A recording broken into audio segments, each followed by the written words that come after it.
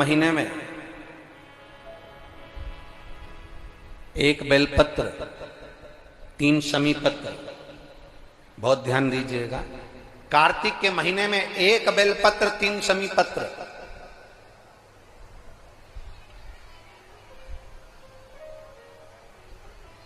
कार्तिक के महीने की दोनों अष्टमी में से किसी भी अष्टमी पर,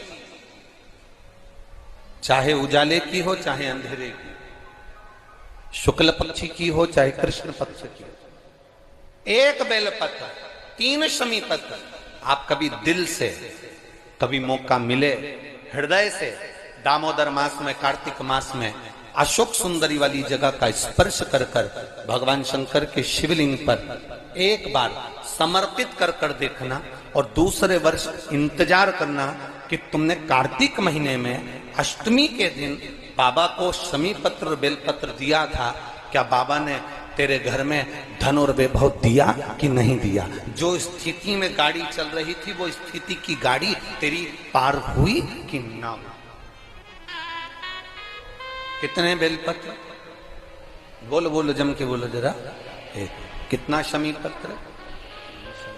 एक बेलपत्र, 3 शमी पत्र।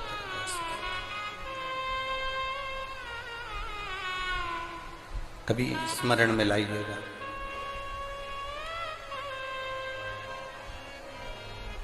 बस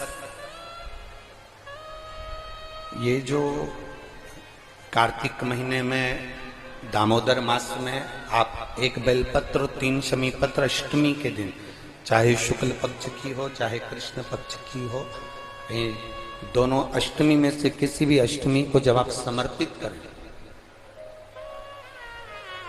तो चंपेश्वर महादेव का नाम लेकर, कौन से महादेव? जम के बोलो जरा, सबकी आवाज आना चाहिए। चंपेश्वर महादेव, केवल चंपेश्वर महादेव का नाम लेकर आप अशोक सुंदरी का स्पर्श कराकर शंकर भगवान के शिवलिंग पर समर्पित करें। अशोक सुंदरी तो मालूम है ना सबको? जैसे ये शिवलिंग, ये जलाधारी, ये बीच में से जो 2 लाइन गई, गणेश, कार्तिकेय, और बीच में एक लाइन जाती है मोटी सी शिवलिंग के सम्मुख में, उसको अशोक सुंदरी का स्थान कहा गया।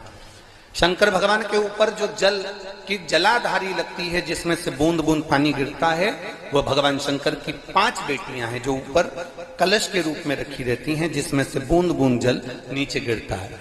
जया, विषहरा, श्यामली बारी, दौतली, देव। शिव जी की 5 बेटी, शंकर भगवान की 6ठी बेटी अशोक सुंदरी बीच में।